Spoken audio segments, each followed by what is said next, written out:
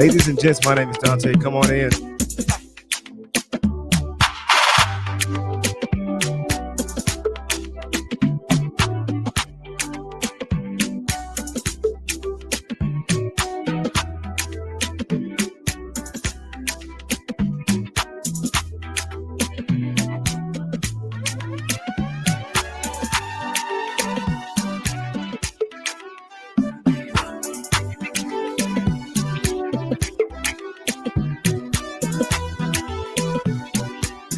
Everyone, come on in, get comfortable. Welcome to From Graduate to Hire. Jump in the chat, let me know where you're joining from. Shout out your school. I want to know who's being represented today. My name is Dante. I'm coming to you all the way from Dallas, Texas. And I'm happy to be a part of this event. Hang out with me. I'm just going to create some vibes. I'll check in with you from here to there. But let's have a good time.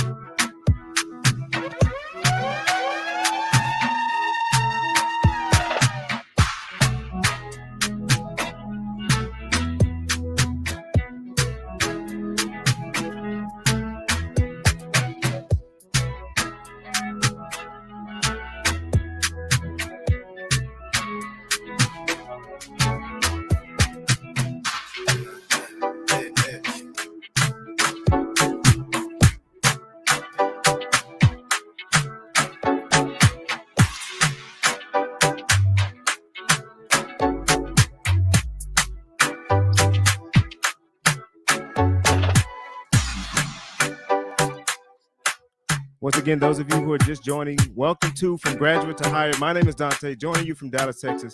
Again, hop in the chat. Let me know where you're joining us from. Shout out your school. Let's get some shout outs going in those comments. I want to see where everyone's from.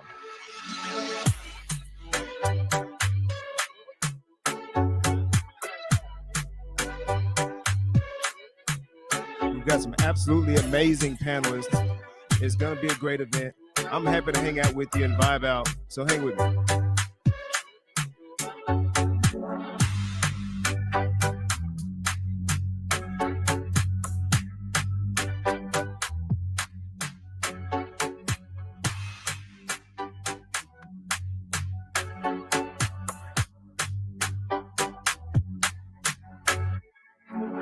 Texas State, I see you.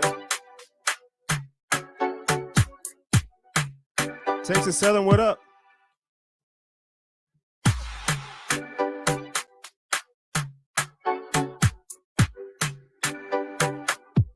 Big shout out to the internXL team for having me. Always a good time.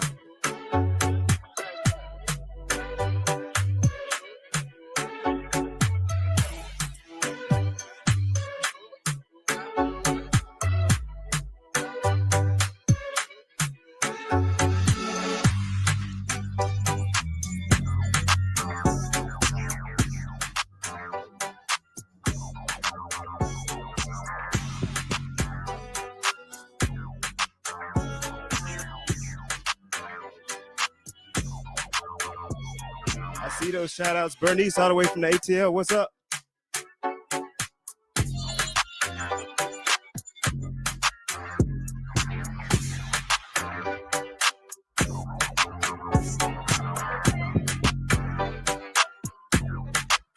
Kiera, Delaware State University, I see you. Once again, folks, let me know where you're joining from. My name is Dante. I'm right here in Dallas, Texas, and I'm happy to be providing the vibes today.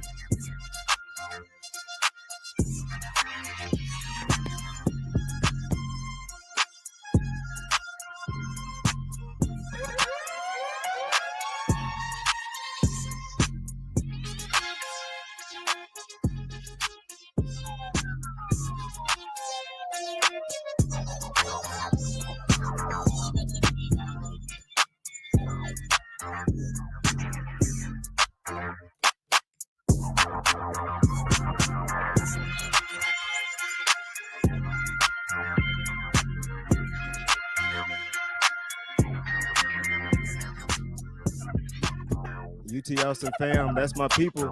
Longhorns, what up?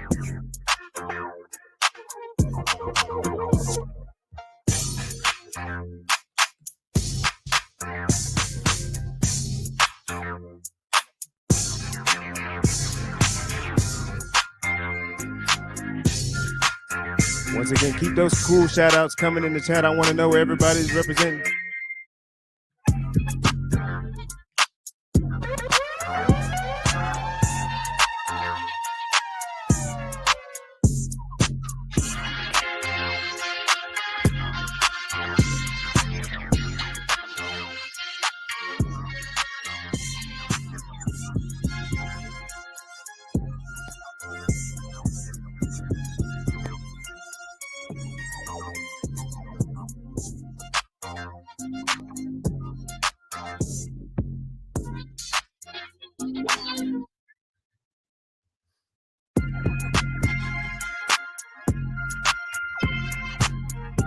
Since we got all the shout outs coming, let's do a family reunion style. Let's go. I want to know where you're joining us from, folks. Let's see it in the comments. Shout out. Let's go.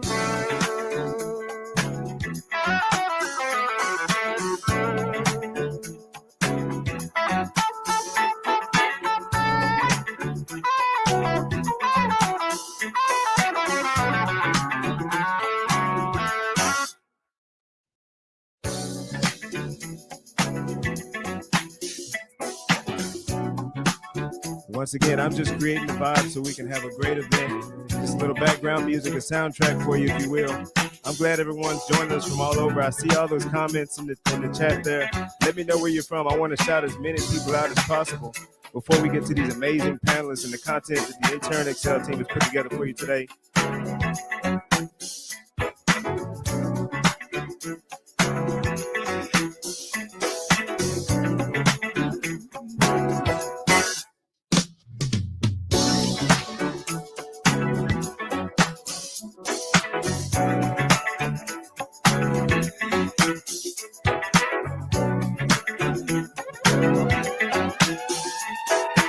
All right, folks, it's time to get started. I'll be back.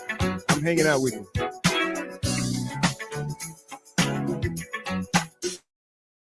What I think is going to be really a transformative platform for our community. This is for the culture. Reflect greatness. Force me and challenge me to challenge myself. Oh, you were made for greatness, baby. You were made for greatness. And don't you let them tell you nothing else. You were made for greatness. Oh, you were made for greatness, baby. You were made for greatness. And don't you let them tell you nothing else. The opportunity to create wealth has changed. The news say we only want to kill each other. And I done heard all of these cries from my mothers. They still praying for the lives of our brothers, yeah.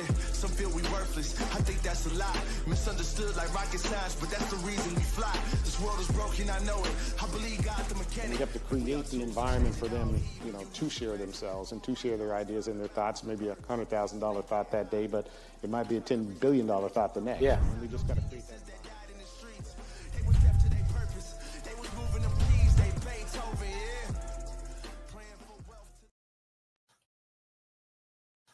Hello and welcome. My name is Linda Wilson, and I have the privilege of serving as the Executive Director of the Fund2 Foundation. I am honored to share this message with you as you take an important step in your professional journey. internXL was created with a clear mission to connect talented students like you with meaningful career opportunities and industry insights.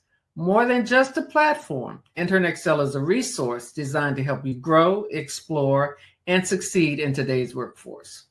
Whether through career development tools like the Excel Academy, industry certifications, or networking opportunities, internXL is here to equip you with the skills and connections needed to thrive.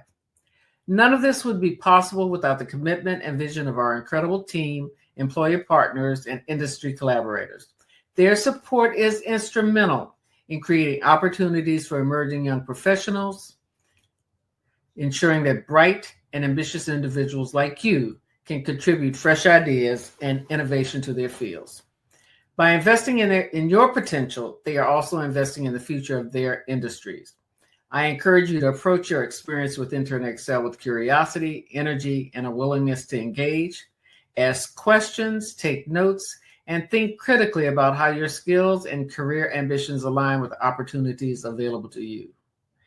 This is your moment to connect directly with industry leaders and the internXL team. Make the most of it. I hope you find internXL resources and opportunities as inspiring and impactful as we know they will be. On behalf of the Fund2 Foundation and internXL, thank you for being here and for taking this step toward your future. We are honored to support your journey and look forward to seeing all that you will achieve.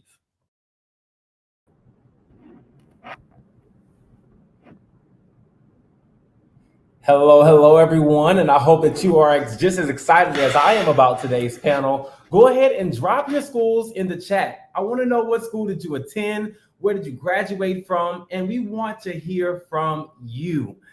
My name is Taylor Getwood, and I am your host for today. I am a singer, an actor, radio personality, school board trustee, student regent on the Board of Regents at Texas Southern University. But most importantly, I'm excited to be your host here today for this amazing event. And it is my honor to welcome you to From Graduate to Hired, Insights and Opportunities for Alumni, brought to you by the internXL team and family. internXL is an initiative that matches highly skilled emerging talent like yourself with career advancing opportunities. The combination of their AI platform and wraparound services creates meaningful career pathways for scholars. They help students, graduates, and alumni gain access to paid skill-building internships and full-time opportunities, connect with industry leaders and experts, and provide their scholars increased earning potential and competitiveness in the labor market. Today's event is focused on you, recent graduates and internXL alumni. We know that the current job market is constantly changing, and internXL wants to make sure that you feel confident and prepared to navigate through these challenges. They also want to make sure that you have post-grad resources and tools to help you succeed both professionally and personally. During today's event, you will be the first to see the internXL's new Alumni Resource Hub. They have created a dedicated space for alumni to access resources tailored to your needs and goals. From financial literacy and mental health support to professional development and home ownership advice, this hub is here to equip you with the knowledge and connections to navigate your next steps with confidence. We encourage you to actively participate, ask questions, and fully engage with speakers. There also may be some special prizes for our most engaged scholars, just to let you know. Be sure to use the chat to ask questions. Our internXL representatives will be answering questions and will be actively watching the comment section to select students for our special giveaways. There may also be some trivia questions a little later about what we learned today and a chance to win more prizes. Now, I'm extremely excited to bring to the stage our panelists for today.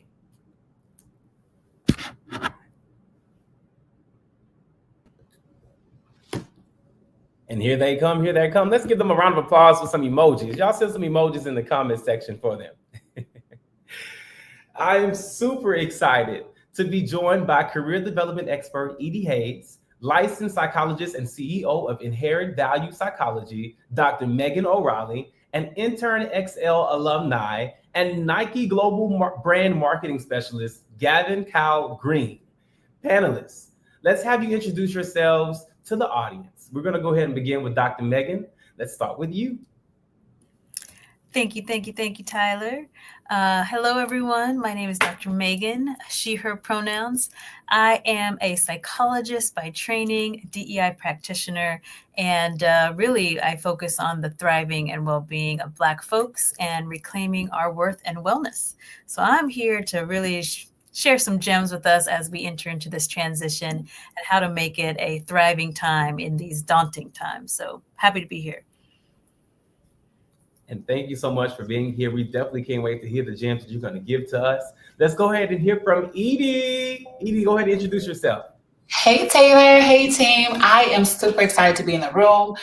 Today, I am the proud founder and CEO of Her Career Cafe, where I focus intentionally on Black women and helping them throughout their career and Black folks overall, right? So before I became a full-time entrepreneur, I have 18 years of experience in the HR space. And which is exciting to be in the room as well, is because I spent majority of my career not only as a recruiter, but also in the college recruiting space. So I'm excited to hear what questions you have and to really connect with the other panelists today. So thank you for having me. Well, we're so happy that you're here, and we cannot wait to hear all that you're going to share. And last but not least, my boy Gavin, tell us a little bit about yourself and what you do. Just like Nike, just do it. Taylor, thank you so much for your introduction. And I really could not be more excited to be here today because, like Taylor mentioned, I've been in a lot of your seats before. I've been through the internXL program. I've been an intern twice through the program, and today I am at Nike. So at Nike, I'm on the global brand marketing team. I support project launches and new initiatives for Nike Kids. In addition to that, I'm also a commercial photographer, so I have an experience in the arts as well as marketing. So again, cannot wait to tell you more about what I do, my story, and again, just like be able to help you guys advance in your career as well. There we go. Thank you so much, panelists. Now let's get ready to jump into today's conversation. You are about to see a poll question that will be in the stage chat. It's going to ask you, how are you primarily searching for full-time opportunities? Please feel free to share some of those platforms in the chat as well. We're going to go ahead and get started with my first question, and it's going to go to my girl, Edie. Many of the scholars in the room are looking for new job opportunities and may be transitioning from a role. What is one strategic step recent graduates can take early in their job search to stand out in today's competitive market? Yeah, we're starting with a fire question, a really good question. I think it's one of my number one questions that I get. How do we stay competitive, right? How do we stand out in this crazy job market? And the answer is networking. It is the number one reason or how companies fill their positions is by referrals. And so I highly encourage you all to do, wherever you are in your journey of applying for jobs, whether it's internship, full-time, is that get involved. I mean, you're in the room today. That is also make sure that you're engaging, you're practicing, those social skills. But LinkedIn is where it's at. I know that it's dreadful for a lot. It could be awkward, even though we love to scroll on social media like Instagram, but we oftentimes don't take LinkedIn seriously. There was a study done recently that about 94% of employers that were polled out of about 1,000 US based that said at some point in the interview process or application process, they do check your social media. And typically it's LinkedIn first, right? Hopefully they're not finding your LinkedIn or your TikTok. But even a Google search, if you have not Googled yourself yet, you should do that to see what comes up. And I know that we'll talk more about LinkedIn and I'll give you some tips and tricks, but I highly encourage you. One is to network. Your professional brand is important. It's going to get you further than, potentially other assets that you have, right? It's who knows you. And then of course, the obvious is building a competitive resume. And, we hear that a lot from gurus and our, folks that are experts. And so the one thing that I want to emphasize is the importance of fluently articulating what you've done, right? And not only what you've done, but telling the story with data, being very, very specific. And then, of course, keywords so that ATS or application tracking systems can pick you up.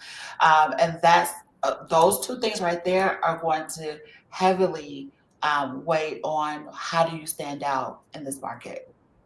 Thank you so much. And that word is very much so clear. That's a word that all of us should have heard before. Really excited and can't wait for you to expound more about that later on.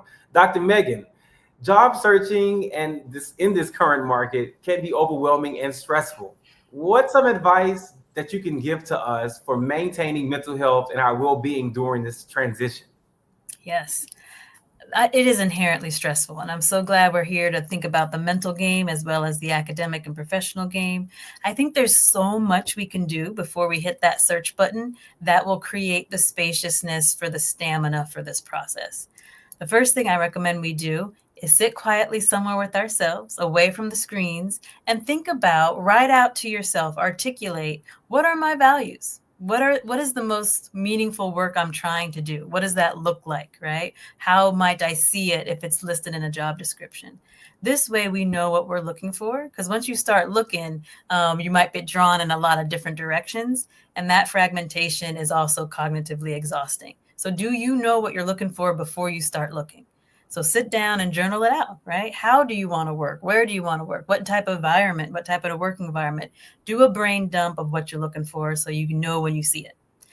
Secondly, I want us to think about who are the people in the jobs that I would like to have. So right after Edie said it, I was starring my notes. What networking? How did they find the job, right? What platforms did they use? Who did they speak to? What spaces did they inhabit? So once you know what you want, start thinking about others that are in adjacent positions or places and start having conversations. Start hearing the words forming in your mouth and falling in love with the sound of your own passion, right?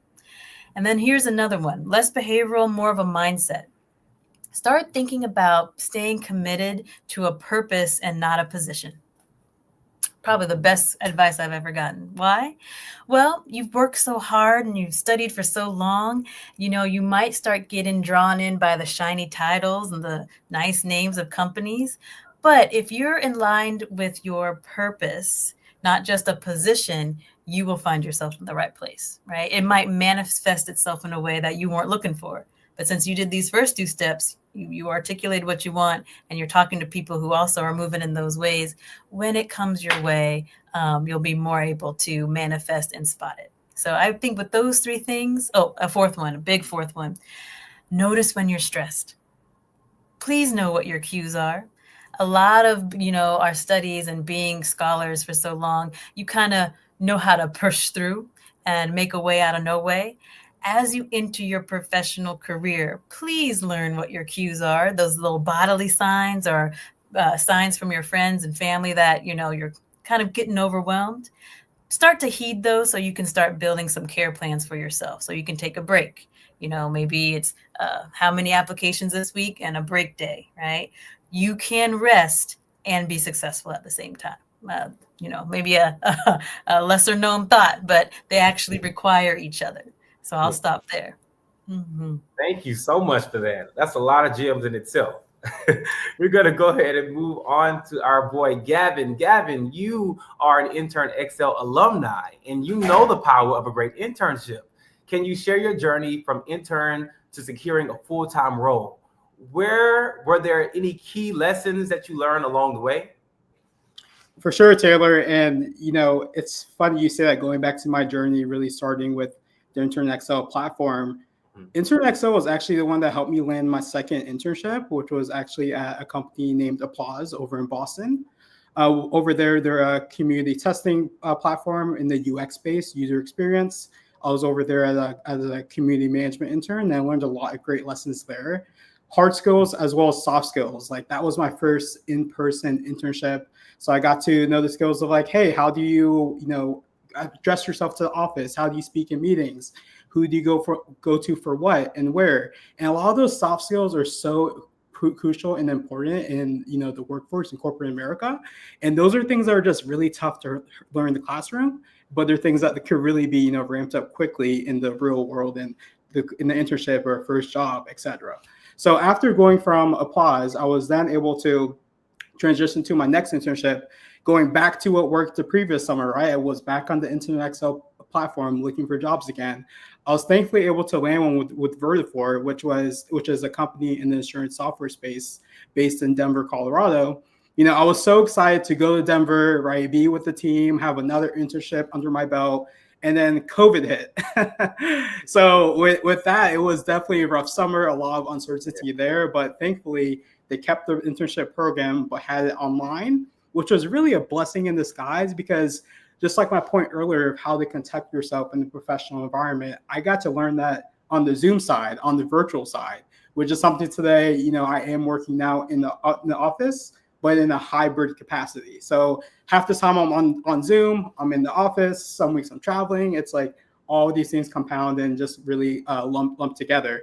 And now that I'm at Nike, you know, I feel like all of my internship programs and previous work experience had just compounded. I was able to take lessons, nuggets, if you will, from each one of them to able to compound my resume, compound my career, and help me get to where I am today. So the biggest lesson I'll say is that every step in your journey is truly a step, and it compounds, embrace the new experiences, and, you know, you get to where you want to be. That's amazing. Y'all are just coming out the gate swinging already with dropping gems. I'm just going to highlight just 3 things that I've taken away. Of course, we just learned that LinkedIn is where it's at. So if you didn't know, now you know. It's exactly where it's at. Start networking there. We also learned that we have to chase peace, purpose, and also our passion. And there's this famous line from the legendary show, television show Empire, where Cookie Lion says, "I got to put me first, Lucius." That's kind of what we have to do when it comes down to looking for a job, and as well as an internship. Put ourselves first, make sure we're in the right headspace. And then, of course, Gavin, you so just eloquently said, really what my great-grandmother always tells me, to enjoy the ride and understand that everything is happening for a reason and will position you to where you need to be for your next step. So thank y'all for dropping these gems already so early in the conversation. We're going to head back over to Edie with this next question, because this is something that a lot of people don't really know about or talk about, but it's necessary. The hiring experience has also changed. Many employers are using tech platforms like HireVue and Spark Hire to do pre-recorded interviews to screen candidates. What industry trends have you seen using this type of tech? Oh my gosh. There's about 1/4 of companies in the U.S. that are using AI at some point in the hiring, right? We know that you have the application, the ATS, AI that everyone's scared of, right? And so when we think about ways that we can prepare, the first thing is I'm back to the resume, and I'll probably keep coming back to the resume. It's not just throwing your information on there. It's not like, hey, I got a master's degree, a bachelor's degree, I got an internship. All those things are great, but if you don't have the keywords, this AI is going to block you.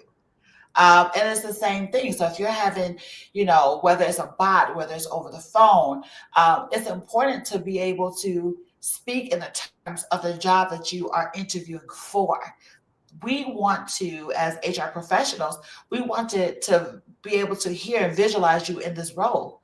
And so in order to do that, you have to be very familiar. I tell people, use AI back. Go to ChatGPT and say, what are 50 keywords in the finance industry? And then how can you incorporate not all, but some great ones into your resume, into your interview skills. The other thing I would say is being able to just carry on some of those same best practices. So Gavin, Kyle talked about, being able to be agile, right? Whether you're in person or virtual, it's the same thing. So some of the biases are they try to pick up personality, right? But here's the thing with that is there's distractions. So if Gavin Kyle was doing an interview in his office, if there was my office, maybe a little distraction, right? If it's a recording, it could pick up things that are distracting and lower your score. Some of the other things that we're seeing in the research is that if I have a twang, I'm from Chicago, but I've lived in Atlanta for almost 15 years, and my twang might be all, discombobulated, but if I am pronouncing a certain word with a twang, it can pick that up and it can score you lower. So I'm here not to scare you, but to encourage you and emphasize that this is not a game. So as Dr. Megan said, is that when you get a mindset and you're ready to interview, which on average, you don't see a trend of getting responses for the jobs that you want. You hit about 200 applications. And that's a study that doesn't, talk about being a part of internXL and having mentors and sponsors and, being in the mix and all those things. But if we think about the time, the sacrifice, and sometimes the hit that we take on our self-esteem, you don't want to spend all that time and then not perform well. So really think about and be prepared and assume that you're going to touch AI or AI is going to touch you at some point. The last point that I want to make, which has become a trend as well, if you all have started applying for jobs, some of these companies are putting a small disclosure to say, hey, you have the opportunity to opt out of AI being a part of this process, right? So whether it's AI that is screening your resume, or if it's inviting you for an AI interview, I highly encourage you to not opt out. Okay, I played with this a little bit in my research. The reason why I don't want you to opt out, even though I'm telling y'all AI could be uncomfortable, is because that might be the number one red flag that excludes you from being considered. Right.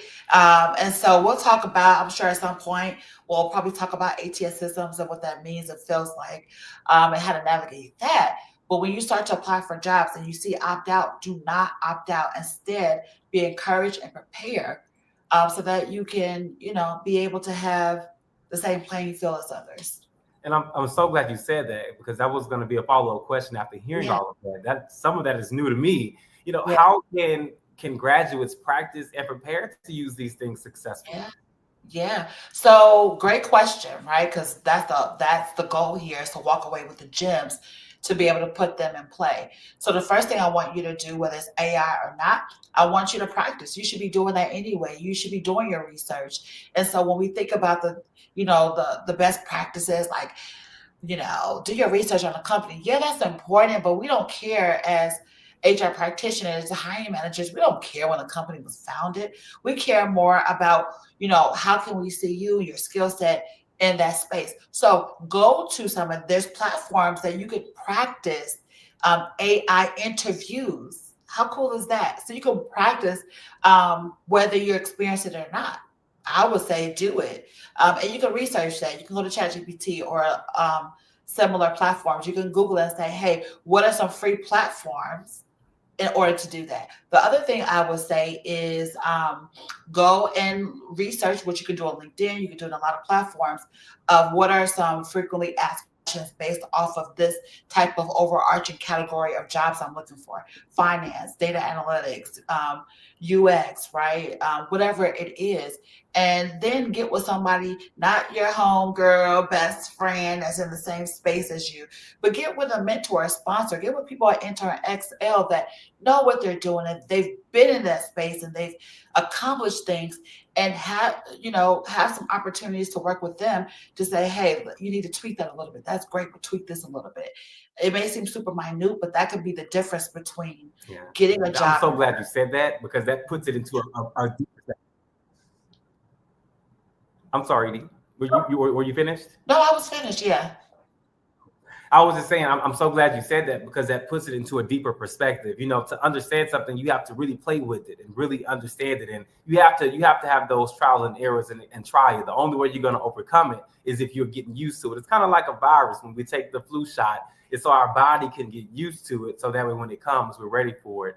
But students also, please understand and know this too. That's one of the benefits of being a student and an alumni.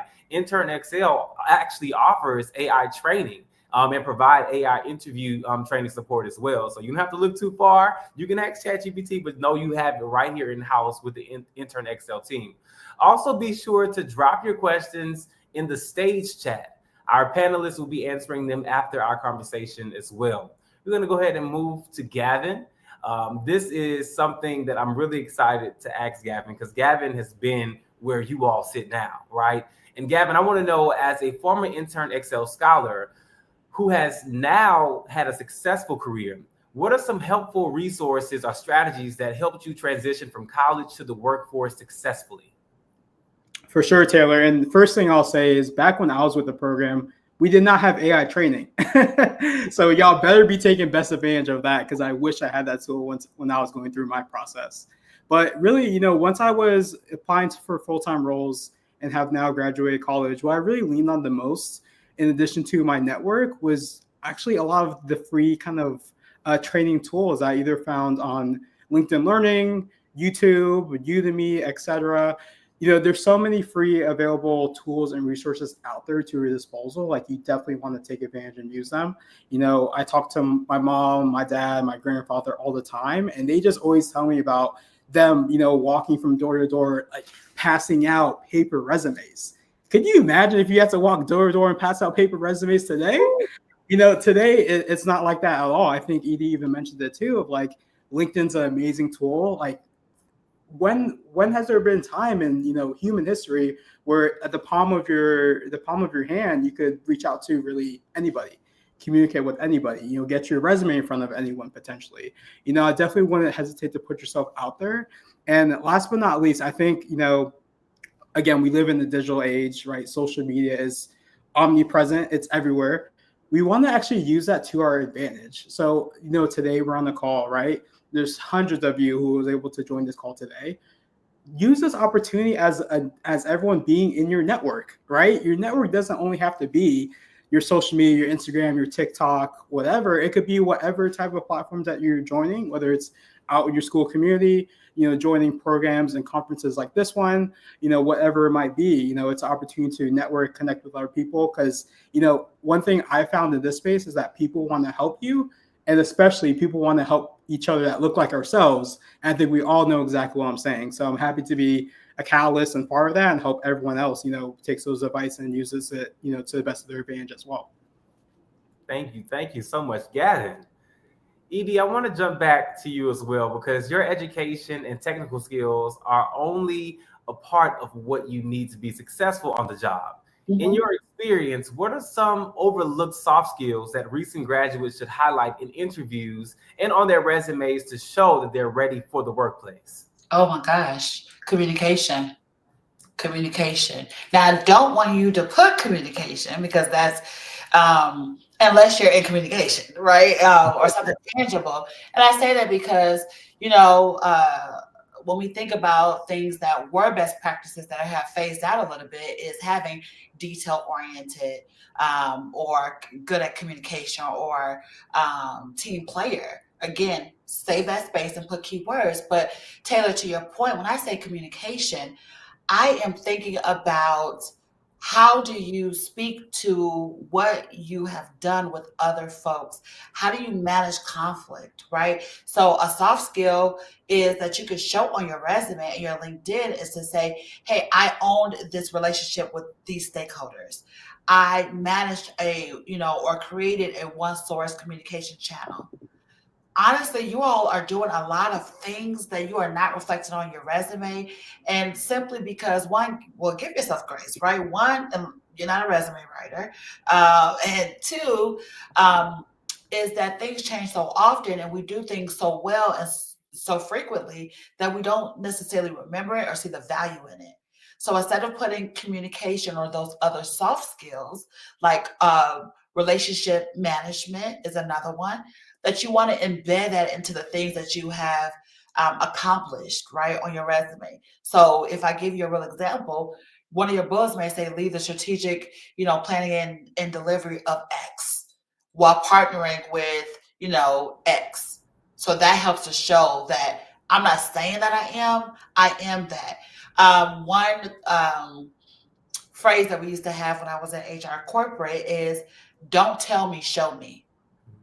So instead of telling me that you're this, instead show me in what you do and be a storyteller. I like that. That was a real huge gem that we don't hear often. Dr. Megan, our alumni are dealing with so many new factors, especially graduates did not have to deal with a few years ago, as we just heard. From the emerging tech side to the way that interview processes has changed, how can alumni build confidence when stepping into a workforce and into the workforce, especially if they're struggling, feeling unassured? Or how can we struggle and how can we get through that? Yes, thank you, Taylor, because I'm glad we're speaking directly about struggle, because when we don't, we struggle more greatly. So I'm glad we're just calling spades, because this time is unprecedentedly wild, right? And I do want to speak that into this space, because what that means is that the struggle is real. Our feelings are valid. The uncertainty, the dread, the chronic anxiety, even some hopelessness or low motivation, which might feel strange to some of us who have been, waiting for this moment. There's so many things that are shifting, right? So oftentimes, and I'm going to slow down here for the people in the back, oftentimes scholars, high achievers, everyone in this room, when they are struggling, they believe it's something they're failing at. They think the presence of struggling means they did something wrong. If there's ever a time that that's not the case, it's now, right? But so many things shifting in this season and stepping into something new, I want us to make some spaciousness that it's not always going to go according to plan, right? It's going to be difficult, not because you didn't prepare or because you did some wrong or something that you don't know enough. It's inherently difficult, right? And so I just want us to think about inviting that spaciousness and really self-compassion and grace, right? Now let me actually speak to confidence. There's actually two types of confidence. There's situational confidence and then self-confidence. And sometimes we just use the term confidence kind of ubiquitously to mean you just got it. If you go into something, assured, then you're confident. But there's so many phases in life when we go into something and we don't feel ready yet, right? That's situational confidence. Everyone in this room, as they're standing on this, bridge, is going to have a lower situational confidence because the thing is new, right? And so what you can do to boost situational confidence is lean into your transferable skills, many of which Edie just mentioned that we all have, right? What can I take with me from the past into this new arena that I know I have on lock? So I can lean into that. Also, don't go it alone. Who can I lean on to speak life and affirmation over me, but to also learn and help me adapt as I go? That's situational confidence. I think the thing that I want to speak a little bit more about is actually self-confidence. Self-confidence is a little bit more global, and it's just your belief and your sense that you are deserving and capable to navigate what's in front of you. Deserving and capable, right? So that doesn't mean you go to you confront a hardship thinking you already know it. You feel the fear and you do it anyway with a plan, with just what we're all kind of scaffolding together right now, right? So you're going to feel scared. Lean into your transferable skills and just make spaciousness that you're not doing anything wrong, although there's struggle alongside of it. That's that right there. That right there sometimes can seem so hard, but yet so easy when you say it out loud. And Dr. Megan, you put it in a way that's where it's like, it's easy to grasp. And it's like, I never even thought about doing that, but I'm so glad you said that because even myself will be doing that moving forward. And it's really great to learn those two different types of confidence as well. We're going to go ahead and head back to Gavin because Gavin, you are a little further along in your career than some of our scholars here. Looking back, what do you wish you had known when you first started your job search? It's a great question, Taylor. There's so many things I wish I would have known, kind of looking back on it now. But I think the biggest thing, and this might be maybe surprising to some people, is just embracing and accepting how hard the journey will be. So, you might look at me today, I work for a prestigious company. I hope everyone at home right now, if you're wearing shoes, it better be Nike. But, it was definitely a journey getting here. And I would say just embrace the journey. It's difficult and different for everybody. In my seat, I get to work across a multitude of different people, at WHQ, blessed to sit alongside some talented, intelligent people, but we all come from different paths, different lives, even different, ways to getting inside the company.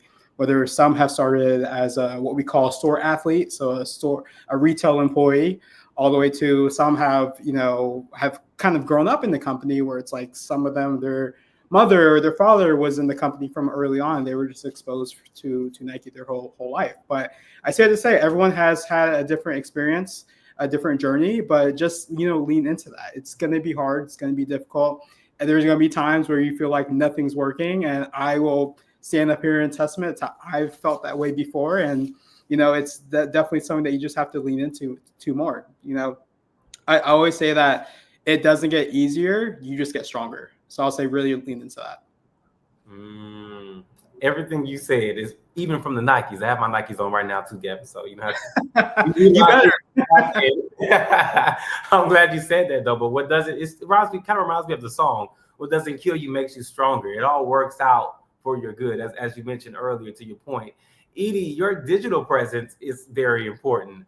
How can alumni and recent graduates optimize their LinkedIn profiles to ensure they stand out to potential employers? Just as you said earlier, LinkedIn is where it's at. Think about LinkedIn. It is the opportunity to not only have jobs and, like Kyle said, LinkedIn Learning and all these different things, but you get to build that relationship and people get to see that. You actually get to engage with folks, right? Instead of like an Indeed, for example. But the importance of it is the reach. And I know that we've all been talking about that. Who do you lean into? Express yourself or what you're looking for, which is a whole nother talent and exercise and skill that you need is, I have these important people in my life that I can reach out to, but then how do I do that, for example? So one thing I want to call out is that LinkedIn identifies or defines a network. You have to have 500 plus or more connections. And it's not that you can't connect with, communicate and connect with people if you have less, but really it's not defined until you have 500 plus. Do not box yourself in to say, I'm only going to find Black people. I'm only going to find people that are senior leadership. I'm only going to find recruiters. You need to be looking in every single way. Find people that are still, maybe at the beginning of their journey at internXL. Find people that every single person that you've touched, heard of, been on a call with, you should be adding them. Everybody in this room, from Taylor to Gavin Cow to Dr. Meg, you should be finding us, right? The things that I want you to do besides growing your connections is I want you to optimize it. And so the importance, I'm going to give you some quick tips and tricks now that you can put into action when you leave this room. So first, your URL should be personalized. You could do that on the right panel of your profile. The importance of that is it really, really affects the algorithms. So when we compare that to social media, let's say that you're on Instagram, and why do you keep getting the same type of, content, or why, every time that you get on, the first person that you see is typically the same every time you log in. Those are algorithms, right? Those are we're back to AI, right? And so when we think about personalizing your URL, which should be your first and last name. Now we know that clearly that's not going to work for everyone, but you want to have some type of variation. So Dr. Megan, instead of having Megan in her last name, she might put Dr. Megan last name. And so you want to try to get it as close as possible. For me, I have a master's degree. So if I couldn't find mine, I would put Edie Hayes in HRM. So you want to get it as close as possible, but that helps the algorithm. So if someone is searching for you, whether they're Googling you, whether they're logged in or not logged into LinkedIn, the cleaner that your URL is, the higher you show up on that search. So once you refresh it and you clean your URL up, if you look at the top of your URL, it's just going to say LinkedIn, slash Edie Hayes slash versus having all those numbers and things. That should make a big difference on top of having your connections. The other thing is you have to engage.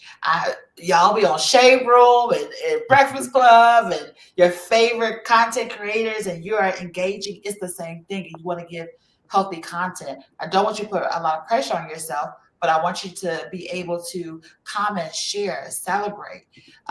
Those things are important, and it also helps with your algorithms. If you just like stuff, it's not enough. You have to write stuff into the comments. It does make a difference.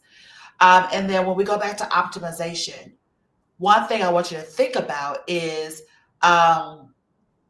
when your skills, for example, you could max it out to 100 skills. It used to be 30 a long time ago in my day. Then it went to 50, then it's now 100. So every opportunity they give you to showcase who you are, your skills, you should be maxing that out.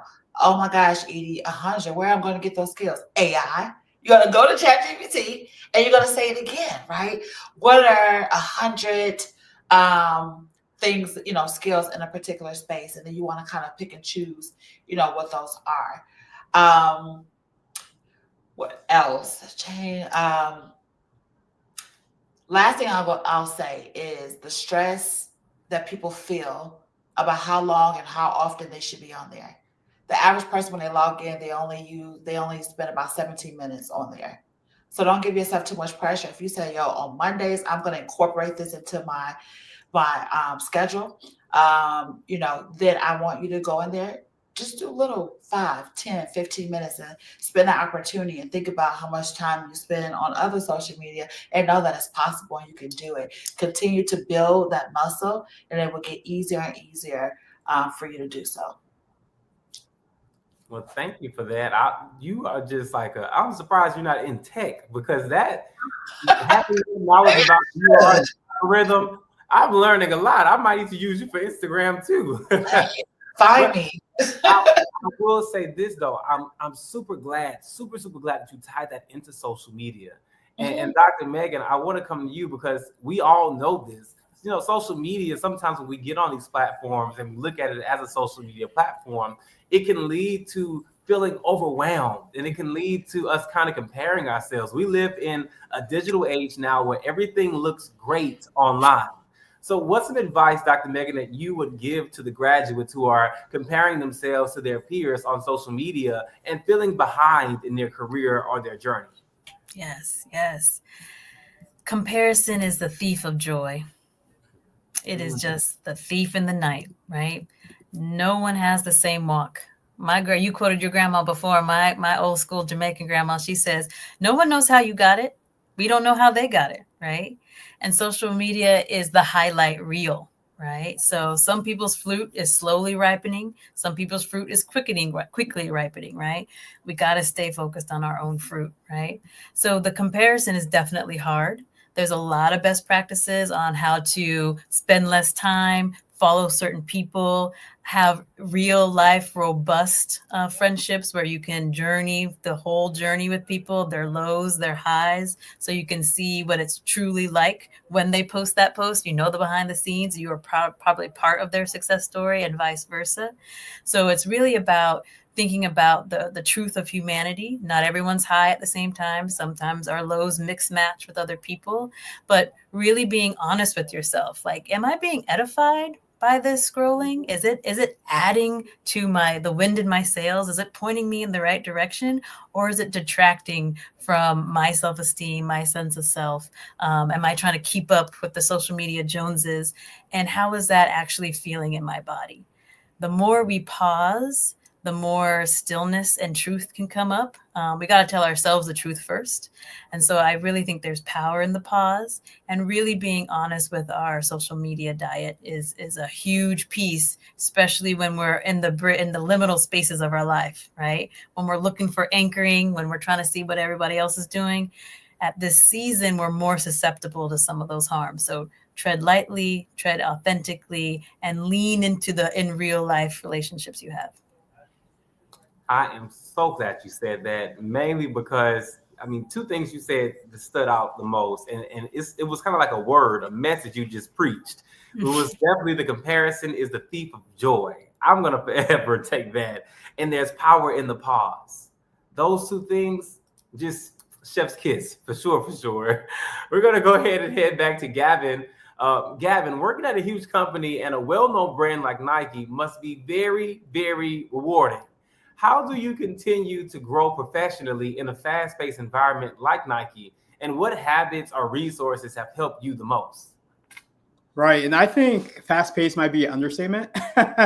We definitely move at light speed. Like it's such a fast paced environment, something new going on every day. You know, our founder, Phil Knight, he has a great quote where he talks about just like sports in general, is that he likes to say that there's a new story every season, which is so true. I'm sure we have a lot of maybe NBA, NFL, global football, soccer fans in here.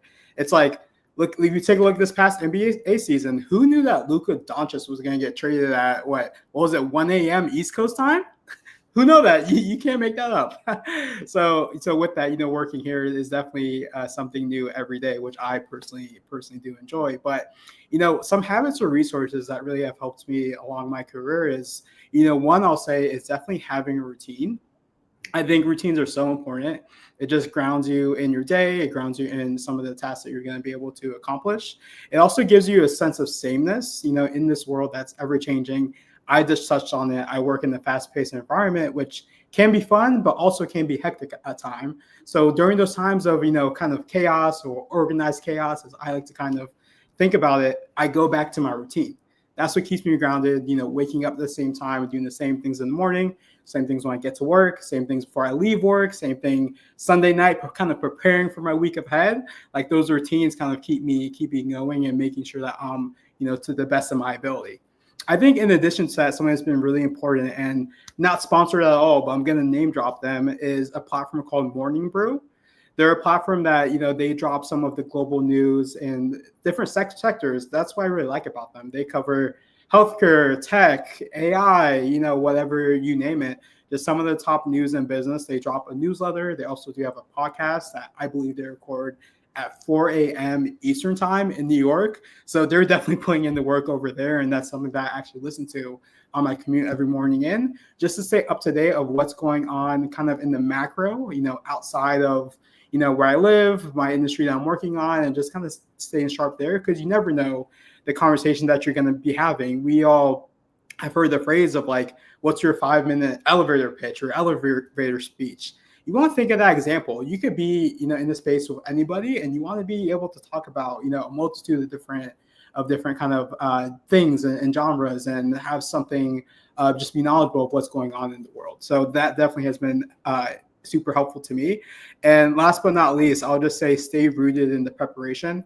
You know, being at Nike, we definitely use a lot of sports analogies. I think sometimes, you know, we all hear sports analogies could definitely be, you know, overdone at times, but I think preparation is one that is just tried and true.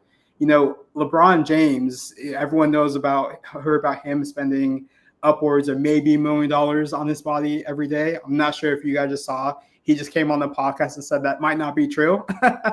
But even if it's not $1 million, I'm sure he spends a lot of money kind of preparing his body for the NBA season. You know, you go to an NBA game 4 hours before, what are players doing? They're on the court shooting, taking shots, getting warmed up. The same can be applied, you know, to you. Just because you're not in the place or in the role that you want to be does not mean you can't stop preparing for it now. So that's what I'll say. You know, the biggest thing is having a routine, using resources, and start preparing now, because at the end of the day, you can control what you can control, and being prepared is something that you can and you will control. I'm glad you said that. And I'm pretty sure those Nike shoes help you keep up that fast-paced job too. So Sure do. Edie, I definitely want to ask you this, because many recent graduates may have received a job offer, but believe that the pay is below their experience level. So how should graduates approach salary negotiations and advocate for themselves when securing a full-time role? This is my favorite topic, because we're all about getting the bag. Yes, we want to fulfill a career. Yes, we want our, you know, to work in our zone of genius and in our purpose. But part of being fulfilled is being able to be able to have your livelihood, right? And to be able to feel like you're being valued and paid to the market. And so the first thing is do your research. When I was a senior recruiter for college recruiting, I actually owned the relationship with HBCU. So I had Spelman, Morehouse, Clark, Xavier, and Florida A&M. And I would try to tell them on the side, like, yo, you're asking for too less, or you're asking for too much. And it was because the research wasn't there. And maybe the research, when they tried to, wasn't real numbers. So a lot of times, we're telling y'all to lean in, right? Use your network, ask questions, all these things. But what I want you to think about is, like Dr. Megan said, is that, everybody has their own journey. And so that might look and feel different. Gavin Kyle, he talks about, where he had multiple internships, and that probably played a part of where he started and where his, money and career is now. And so when we ask questions to other folks, we're getting potentially skewed information, right? About, oh, I make this much. And then we go to a company and be like, yep, I want that because my friend has it, right? And so that's a big, big mistake. From a recruiter perspective is, I feel great when, especially Black professionals, come to me and they're prepared. Because a lot of times we're the ones, especially Black women, we're the ones that are not paid to the standard of other folks. And so I want you all to think about, what's important to you. Is it your hourly pay or your salary? Is it total reward? So is it, you want an employee assistance program where you can get free therapy, right? Or a membership. And so I want you to think about what the balance is and do your research so that you know, what does great look like for you? How do you define success? Not only in the work, but also as it appears of, what they give you. And so salary.com is my favorite. It is one of many platforms that you can use. But what I love about salary.com is that when you put in a title, right, not only does it give you other similar job roles to think about, because a lot of times we're like, oh, I want to be a project manager, and you're stuck on that title. But it gives you other jobs to consider that still have that same makeup of what that job entails. But it also gives you from the 25 percentile all the way to the 100 percentile. So I tell people at minimum, you want to stay at the 50 percentile. But when you have things like, depending on your education, your experience, the type of jobs and companies that you've worked for, Nike is a name brand that I would expect people to jump on, because if they chose him, I want to choose him too, right? I assume, oh my gosh, this person had multiple jobs at one company, whether it is, a shoe store, cell phone store, whatever it is. When we see certain things on your resume, it is a green flag. And don't you ever think that what work you have is not valuable. My first job was Subway. And guess what I put on my resume? Sandwich artist. Because I didn't know that I was going to be an HR professional back then, but it was in me. And it gave them a giggle too, right? But just know that there's value in everything that you do.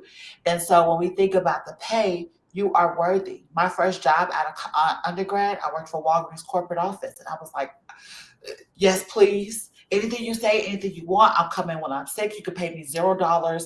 I want to be here so bad. And that really put me behind. But I can tell you that, jobs moving forward, I negotiated it every single time I got something. The last thing I want to tell, because I love examples, I was working at Dell Technologies, and I came in at six figures. And again, experiencing all these things, right? When I say six figures, I mean like 99,000, okay? So don't be like, ooh, okay? Because six figures sounds great to most people, but again, you don't know the story behind it or their, cost of living and paycheck to paycheck. But long story short is, and the reason why I want to share this to you, because this person was very open and authentic and, about his story, but he came from tech. He moved into HR. When I tell y'all there was 5 of us as diversity consultants and he was the best one, I mean, he spent more time, 24 hours. He would do anything more than others would do. And he started in the 50s, and I was making 100,000. He didn't negotiate, and he came internal. So there's a lot more that I can talk about here, but the importance that Oh, DJ Dante works at Dell. But the part is that I want to tell you right now is that get that money up front. You don't know if companies are going to have annual bonuses, what it's based off of, how they're going to treat you if you get laid off. Get the money up front so that you're able to move. The average increase is 0 to 3% every year. So do the math. Get the bag up front. Get the bag up front. And you know what, that really would, but that's also too, it goes back to the point in which we talked about earlier with making sure you stand out. You know, that right there, which is true because you were a sandwich artist, and I'm pretty sure they enjoyed your artistry on their sandwich, but it helped you stand out. It was something that was memorable, but it was something that kind of, like you just said, helped you stand out. So thank you for that. And thank you for those gems you just dropped. Especially. And can I add one more thing? Go ahead, add one more thing. Listen, I would be remiss. I don't want to send y'all on this exciting journey of just money. I talked about other things. The one thing I want to call out is that there's so many things that people forget about or don't acknowledge that you can negotiate, from your start date to location, you know, all these different things. So don't also box yourself. I'm always going to say number one is the money, right? But don't box yourself in. You can ask for multiple things when you're negotiating. That's amazing to know. And I'm glad you said that too, about negotiating locations and also your start and end date. So that's amazing to know. Dr. Megan, I want to slide down to you as well, because searching for a new job and new opportunities, what are some healthy ways to manage job rejection and to stay motivated through that process? Sometimes we get more no's than yeses. So how can we stay motivated throughout the process? Yes. I got to share. I'm right there with y'all. As a DEI consultant working with companies like Google and Lucasfilms out here in the Bay, a lot of DEI contracts canceled this year. Of course, we know why. And it felt like I got fired or let go or rejected. So I'm going to be right alongside of y'all to let you know that ostracism, rejection, exclusion, they're top among the most excruciating human emotions, things that you can feel. Right. And I start there because I always like to validate the truth of our experience. Right. So much of our ancestral knowledge of perseverance is kind of making a way out of no way and not acknowledging when you're hurt. So it's going to hurt if you did all the stuff to get together this really great package and resume and materials and you don't get the job. Right. So it's not a sign of weakness if you're sad. It's just a sign of your humanity. Right? Not getting something that you pined for and yearned for and prepared for hurts, right? So understand that that's natural. Then I want to say, start to manage your expectations, make them a little bit more malleable, right? The discrepancy between reality and our expectations is the size of our distress. So if you're up here, I'm going to get all the jobs I apply for, and then you don't get any, that chasm is big distress. So start making room, again, making spaciousness for the fact that you may not. And it does not mean you're not qualified, right? It does not mean you're not worthy or deserving of that position. Sometimes it's a numbers game. Sometimes they already had someone inside they were going to give it to, but they had to post it anyway and hold a hiring system, right? So manage your expectations. And also, I want y'all not to give away your power, right? You're interviewing the position as well. Right? The quickest way we give away our power is by believing we don't have any, right? You're not exactly in a one down position. Don't ignore the red flags if you see them, right? Find out how people are actually surviving and thriving there or not, right? And I think some companies might even exploit the bright-eyed, bushy-tailed person that's willing to give everything, right? So know your weight.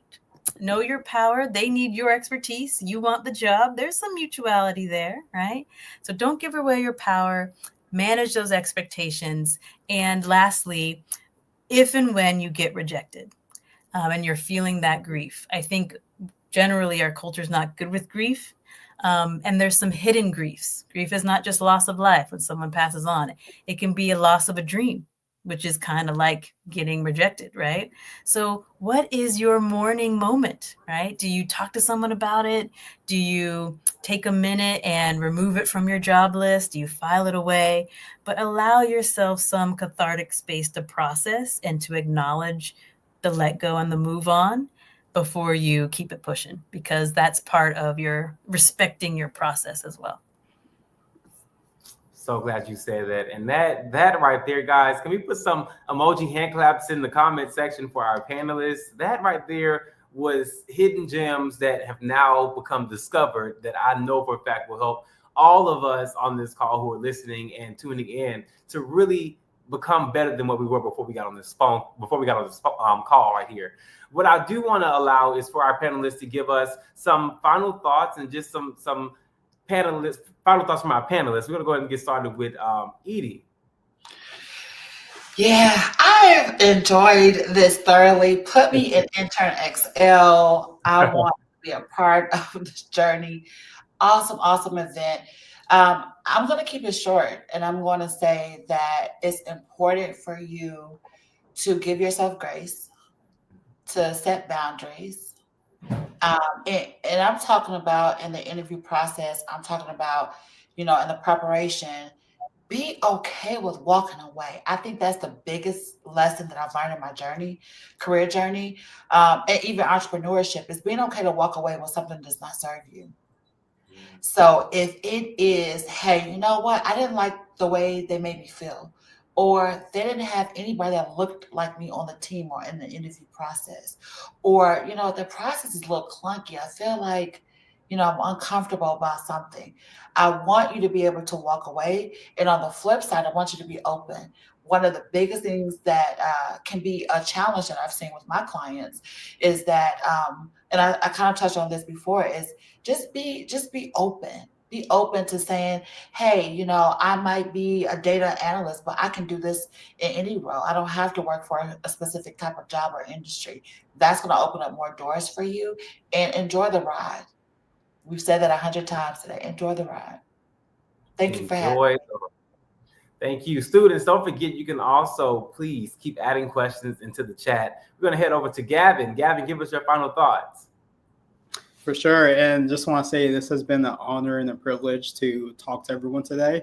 Again, I'm so happy to be part of this conversation because I've been a part of the internX program myself as a student, and to be now back as a panelist and to be able to see the growth in the technology, the opportunities, the resources that we're giving to students and graduates, across the world. Like, it's honestly really inspiring to see.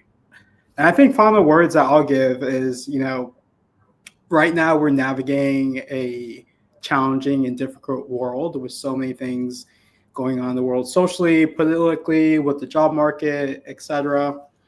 I think there's so much going on that we cannot control.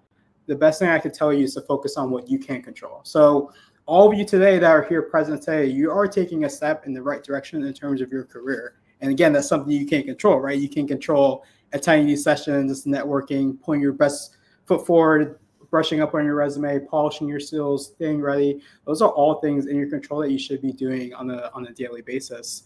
And two, just understand that it's going to be tough. It's going to be challenging. Don't quit. Don't give up. And I think even I'll leave you with a quote from Maya Angelou, someone that, I love, is that, life is not about the destination. It's about the journey. And that's what I'll leave you with. Thank you so much. Y'all just know how to leave with so much powerful words. Dr. Megan, give us your final thoughts. They took all the great. No, okay. They really did, though. Honor, pleasure, happy to be co-creating this space with all of us. I'll also quote Maya. She said, "You may encounter many defeats, but you will never be defeated." And I was just looking in the chat, someone was saying, I feel like I'm begging people to hire me at this point. Why is it so hard? And I just want to say, we'll never get to our desire through desperation, right? Don't believe the hype that, the scarcity mindset. This is an unprecedented time, but there is so much abundance in your skills and in your network. And, just keep watering those seeds and they will bear fruit. Not even maybe the fruit that you saw on the package. It may say grape and you get a papaya. Which one's juicier, right? So expect the unexpected, keep controlling what you can, like Gavin said, and really do not go it alone. Make sure you're leaning into and pouring out and back into the people on the journey with you. I'm so glad you said that, Dr. Megan, and you saw that comment, because that's going to lead us into our Q&A. portion of today's event. So let's go ahead and get into these first questions. Dr. Megan, you already touched on it. So Edie and Gavin, I definitely want to hear your thoughts. We do have a question in the comment section. It says, why is it so hard to get a corporate job after graduating from school? Lately, I feel like I'm begging people to hire me at this very moment, and I'm low-key tired. What advice can we give to this scholar? We'll go ahead and start with Edie. Okay. Very good question. Thank you for being authentic too, because I know that there's a lot of people in the room that agree with you. Some of it is what it is. Unfortunately, it is what it is. But I promise you that there's still a lot of companies that are hiring. And it's in the consistency of what you do and everything else that we talked about today. But like I said, some of it is that you got to shoot for it. You just got to be consistent. Statistically, if you apply for about 10 or 12 jobs a week, you greater your chances about 13% to get an interview and ultimately a job offer. But what I tell my people is that we're doing 15 plus because we have to play with the numbers. It's a numbers game. And so be okay with resting, be okay with pausing, but then hold yourself accountable too and be disciplined in it. And it's okay to be tired, but it will happen. It will happen. You will figure it out. Again, lean on all the information that we told you today, but your feelings are valid. Gavin, you want to touch on that? Sure, I'll chime into that. Again, that is such a great question and so relevant to what's going on today in the world. Even to add on to that, I would say, again, lean into your network and then also too just like your abilities. So I'll give you an example. You just mentioned that you should be applying to 15 jobs a week. I completely agree with that. When I was coming up out of school, I was applying to maybe 20, 25 even. I was putting in as many applications as I could. But I remember even in my personal experience, there was a moment where I was applying to a number of jobs and I was not hearing anything back. Even, the automated email, I wasn't even, getting that at this point in my career back in college. And I remember going to one of my professors who actually was able to sit down with me, go through my resume, go through my cover letter, even do some mock interviews to kind of see how I was presenting myself, and then too, how I can improve some of my documents and some of my interview presentation and also preparation. So I'll say too, if you are not hearing back from jobs, it's okay to take a pause, take a moment and really assess, hey, am I putting my best foot forward with my documents and the way that I'm showing up in these interviews? Because sometimes we need that moment of reflection, that moment of coaching to better ourselves, just to make sure that we're the best candidate possible. So I'll say it's definitely important to, take that moment of pause and really making sure that you're, putting yourself in the best position possible. Thank you. Our second question says, considering my background as a software engineer and data scientist, what are some key strategies for maintaining and ensuring long-term viability of projects outside of my main area of my passion? Where can I potentially apply my technical expertise? Yeah, I can take that one because I used to support recruiters that manage or recruited for data scientists and engineers globally. And one thing that we found is that the folks that had the most diversified portfolio or background, but to your point, it's like, how do I stay abreast of that and continue to build on that? If you are at a company now or you plan, to reach out to people that are in your industry, which you should be doing, these are industry specific. Like an Afrotech, right, is coming up this month, and then other conferences and things and events like this, but being able to say, hey, can I job shadow you and better understand that? Hey, can I go on some of these platforms where I can learn a skill? Sometimes it is, we say, sometimes it's a degree, sometimes it's a certification, sometimes it's a Google search, to be able to say, hey, what else is out there? What is trending? What does the future say about the space that I'm in? And then just, be exploratory, And then lastly, I would say too, is a good thing about LinkedIn too, with the right intention, as Dr. Megan would say, is, don't get filled up with like, dang, they're doing great, or dang, I haven't done as much. When you look at LinkedIn, be intentional. Go and say, okay, I am a data scientist and software engineer. I want to, this is where I see myself, or whatever the case is. And go search some people that are doing that already. Look at their career trajectory. What did they do? Reach out to them. Hey, this is awesome, and be able to build off of that. But it's absolutely possible, and it's what you have to manage and no one else. Do you have anyone else who want to chime in on that question there? All right, let's go ahead and move forward with our third question from our scholar. It says, how do I use the skills and certifications that I learned in high school and college to help me in my career field? And what are the best websites to help and deal with mental health and self-doubt? I see Dr. Megan getting ready. Looking for the unmute. Okay. High school and college. Okay. I'll start with the latter part with the best websites. There's a couple that offer a lot of good free resources. One that I love very much and used to work with is Beam, Black Emotional Mental Health Collective. They have a lot of free head and heart spaces, they call them, where you can join and just kind of be in the space and hear what people are going through and practice sharing and receiving skills.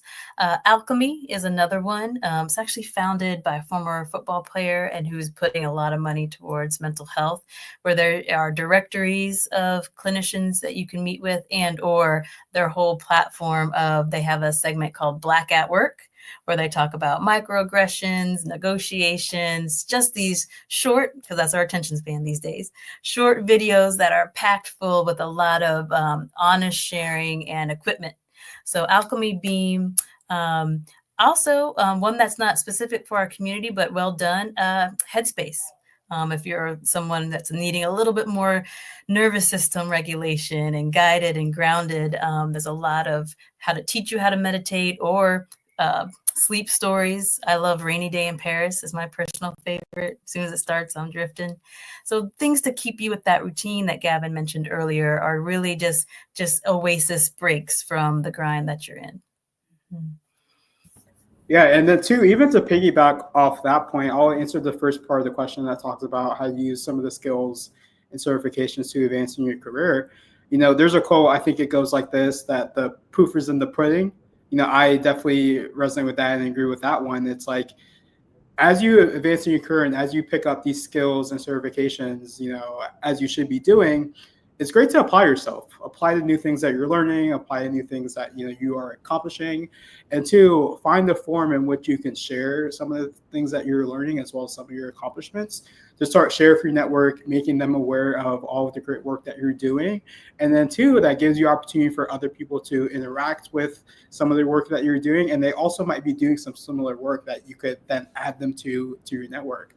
So, I see all the time as I kind of scroll on LinkedIn is something I'm, a platform I'm very active on, people getting all these certifications. And I think even for me, honestly, it's like something that I kind of scroll past now. But something I always stop and read is when someone takes the time to put together maybe a long form piece of content, or even I see people do like these elaborate PDF case studies. Not to say you have to do exactly those things, but whenever I see someone applying and expressing what they learned about, that's something that really gets my attention. And that also shows that, they're not just kind of studying something for a certification or exam, but they're actually learning, digesting, and applying their knowledge, which shows that they really know it. Thank you for that. Our fourth question says, how do I improve as an applicant who is consistently hearing after completing final round interviews statements like this? I cannot find an area in this interview experience where you could have performed better. I'm going to take that one. I'm going to try not to rant. It's heartbreaking, but first I want to give you the backstory, because sometimes when we understand the rationale, how the game is played, it gives us more ease. So being a recruiter for 9 years, being in HR for 18, our role is ultimately to protect the company through protecting employees. So to be real clear about that. And so usually recruiters, especially big organizations, we are trained to not say too much, to put ourselves in a situation where we can get any lawsuits, EEOC, any complaints, definitely not to the CEO. And so a lot of times when you hear something like that, or they say, hey, we just picked someone that was better suited or better aligned to the job. That's our way to say, I can't tell you, but we picked somebody that we like better. And so what's frustrating, to your point, is like, well, how do I improve so that I don't make the same mistakes? And here's the deal. Yes, could it be that there's some things that you could do better? Yes, but I want to give you some stats. I'm all about, proof in the pudding. I'm all about, facts over feelings. Is that most times when you are declined, especially in a final interview, it has nothing to do with you in most cases. Referrals, biases, nepotism, likability. There's so many things that are in there. And so what I can tell you is that you think about what your challenges are, but then tap into internXL, right? They have this Excel Academy. Again, use the tools and try to make it lean. Don't get overwhelmed by Google search, but look at the people around you that can help you, that you can practice. And then at the end of the day, you got to kind of eat it to say, you know what, I have to keep going because it's in the numbers. At some point, you're going to get an offer. The last thing I'll say on that is I want y'all to remind yourself of how awesome that you are. You don't get into a final interview without being great. What a blessing it is to even be picked in the interview process out of so many people. So in that space, make sure that you're celebrating yourself even when you are disappointed. Thank you for that. That is so powerful. And what you said at the end reminded me of this quote that I heard. No doesn't mean no, it just means not yet. And there's always something that's preparing us for the next level. And like you said, we cannot just fail to mention all the steps that it took to even get to that final interview. So you have to commend yourself even when it doesn't play out as we want it to, as we always do. But one thing we learned from Gavin is it always works out in our favor, as we mentioned earlier, in enjoying the ride and enjoying the journey. I want to say thank you so much to our panelists and of course to our alumni and recent grads for your attention and your time today. We have now closed out the Q&A section, but internXL wants to share some internship opportunities with you. Now, if you can direct your attention to the screen, you will see some amazing internship opportunities currently available on the internXL platform for alumni, recent graduates, and graduate program students and doctoral students. These employer partners are looking for interns who will transition to full-time team members. I'm going to emphasize that again. They're looking for interns who will transition from full-time to full-time team members. Remember, many successful careers start from a great internship. So some of the available internship roles for graduates includes the aviation operations intern in Seattle, Washington, and it's paying $29 an hour.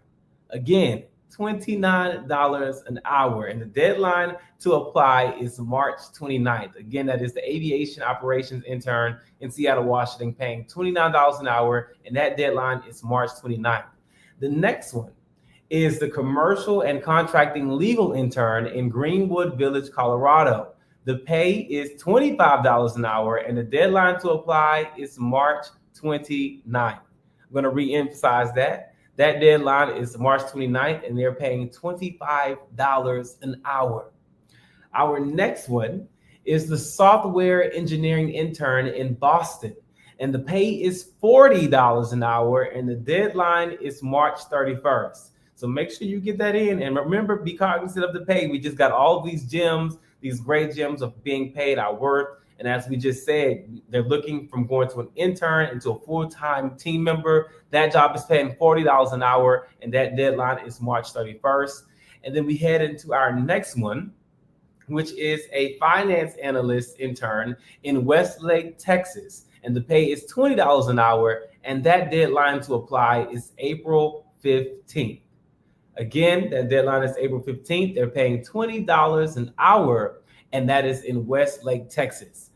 Our next one, this is a remote role for a search optimization intern that pays $26 an hour, and that deadline to apply is April 18th. Again, that deadline is April 18th, and they're paying $26 an hour. And this is a remote position. They're looking for a search optimization intern. I don't know what more to tell you, but you better apply before I do, because all of these pay raises and pay gaps and pay wages are over $20 or at $20. So this is a great opportunity to go ahead and start your career successfully. And again, they are looking for interns that will transition into a full-time team member. You don't want to miss this opportunity. Log into internxl.org today and start applying. Please email students@internxl.org if you have any questions about available roles. Like I mentioned earlier today, internXL has also a big exciting announcement just for alumni today. Today, they have launched the Alumni Resource Hub. internXL has been working on a resource hub dedicated to supporting you post-graduation. The hub includes financial literacy resources, home ownership resources, mental health resources, and professional development resources. This hub was created just for you, and this resource hub will also feature full-time job opportunities like the ones that are listed here. Let's give it up for the internXL team. They're making sure that not only are they here to support you while you are an intern, but also as you become an alumni of the internXL family.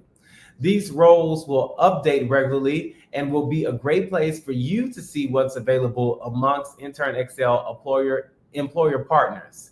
The internXL team members have been sharing the link to the hub in the chat. Be sure to click it and look around. In just a few minutes, we will have some trivia questions related to the hub and our panel conversations. So drop your answers in the stage chat for your chance to win gift cards and prizes. We're going to have our very own DJ Dante play some music while we let our scholars lock in on these trivia questions.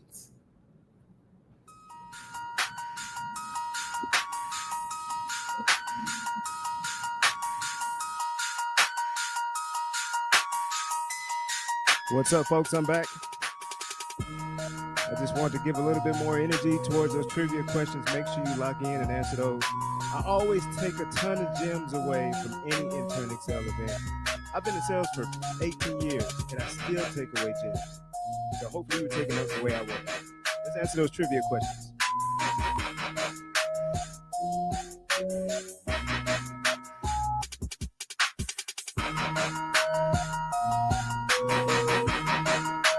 Once again, folks, jump in and answer those trivia questions.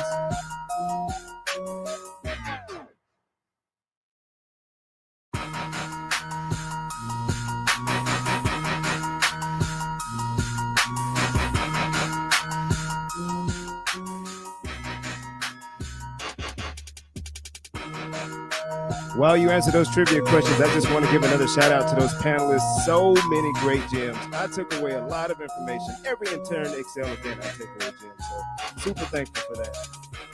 Let's get ready for that next question, folks.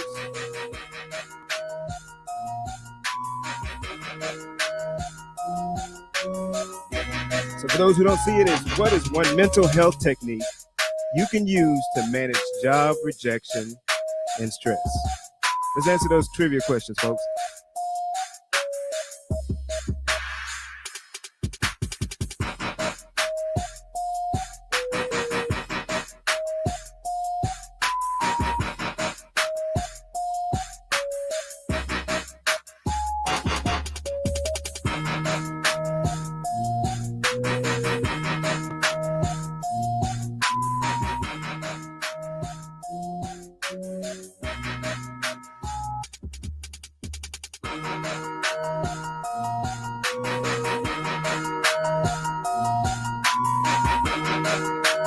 Question number 3, folks.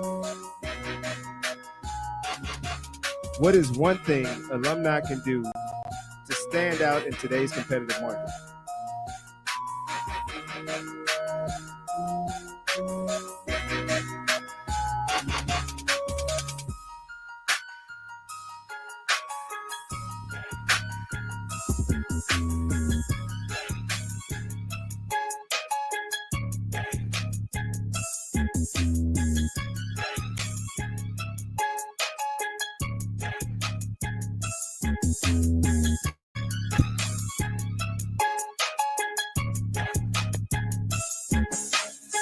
Thanks for rocking with me again. My name is Dante. Call me Dante on Instagram, Dante Shepherd on LinkedIn.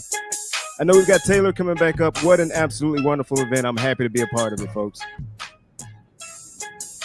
Hey. Shout out to you, DJ Dante. You're bringing in the vibes for sure. You took me way back, and I think that song is coming back, but nothing is coming back better than internXL. Thank you so much for coming back. For those of you who are alumni, to continuing to support this great, I call it organization, institution that is here to help move us forward. I want to also give a special shout out to all of the panelists for dropping gems and taking time out of their day. And thank you for joining us for From Graduate to Hired, Insights and Opportunities for Alumni. We hope today's conversation gave you clarity and tools and inspiration to take to your next steps with confidence. Remember, your journey does not stop at graduation. internXL is here to support you every step of the way. Be sure to visit internxl.org and the Alumni Resource Hub for new job opportunities, career resources, and updates on what's next. Until next time, stay focused, stay ready, and keep reaching for what's next. We're rooting for you, and we hope that you have a great rest of your week. DJ Dante, take us out.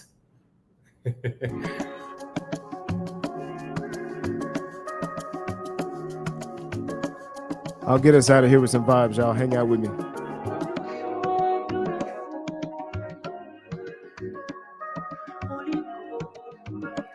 Thank you, internXL, for having me. I always enjoy rocking with you.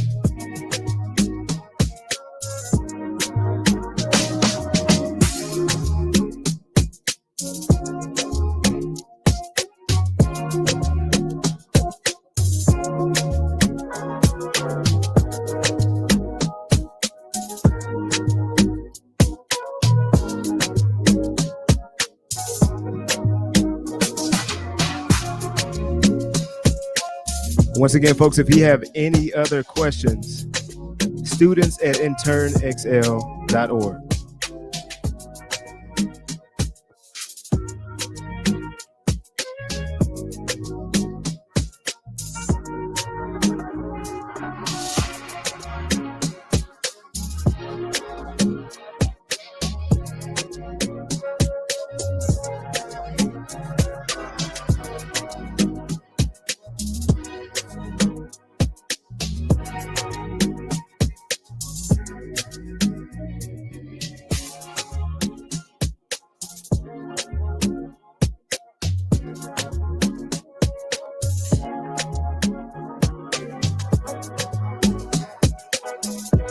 What an amazing panel session. So much great information. Hopefully y'all took notes. I took notes. I take notes every time. Always learn. I want to thank every single person for joining today. internXL can't miss. They never miss.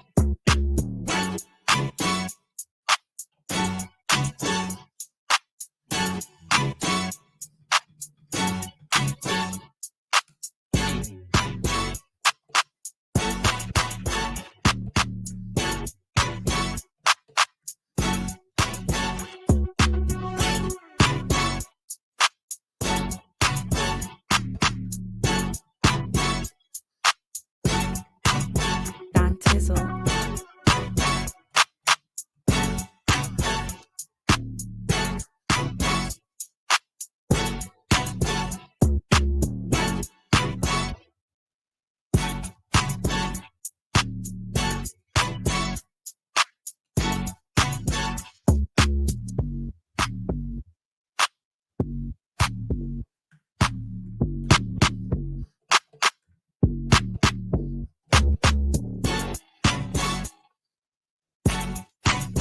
Don Tizzle.